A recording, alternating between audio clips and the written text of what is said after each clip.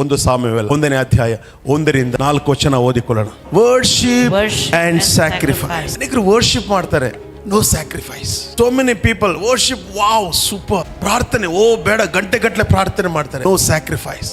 ದೇವರು ಎರಡನ್ನೇ ಎದುರು ನೋಡ್ತಾನೆ. ಬೈಬಲ್ ಹೇಳ್ತೈತೆ ಹಂಗೆ ಹಿಂದಕ್ಕೆ ಹೋದ್ರೆ 4 ಜನರೇಷನ್ ಅಲ್ಲಿ ತೋರಿಸ್ತದೆ. ಯಾಕೆ ಇದನ್ನ ತೋರಿಸ್ತೈತೆ ಗೊತ್ತಾ? ಅಂದ್ರೆ ಬೈಬಲ್ 4 ತಲೆಗಳಿಂದ ಈ ಕೆಲಸ ಮಾಡ್ತಾ ಇದ್ದಾರೆ. ಯಾವ್ದನ್ನ? Worship and sacrifice. ಯಾಕೆ ಇಲ್ಲಿ ತಲೆಮಾರುಗಳನ್ನು ತೋರಿಸ್ತಾರೆ ಅಂದ್ರೆ ಇದು ತಲೆಮಾರಿನಿಂದ ಬಂದಂತಾಗಿದೆ.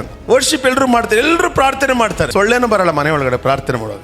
ಆದ್ರೆ ಕೊರ್ನೆಯಲ್ಲಿ ಪ್ರಾರ್ಥನೆ ಮಾಡುವಾಗ ದೇವದೂತನೇ ಬಂದಂತೆ. ವೈ? ಅವನ ಪ್ರಾರ್ಥನೆ ಯಾಕೆ ರೀಚ್ ಆಯ್ತು? ಅವನು ಕೊಟ್ಟದ್ದು ರೀಚ್ ಆಯ್ತು ಅಂತ ಬೈಬಲ್ ಬರೀತೇನೆ. ನಾನು ಹೇಳ್ತೀನಲ್ಲ, sacrifice giving is a main. ಎಷ್ಟೇನ ಪ್ರಾರ್ಥನೆ ಮಾಡೋದು, ಕೈ ಎತ್ತಿ ಆರಾಧನೆ ಮಾಡೋದು, ಆದರೆ ನೋ ಗಿವಿಂಗ್ ಏನೂ ಆಗಲ್ಲ. ಆಮೆನ್.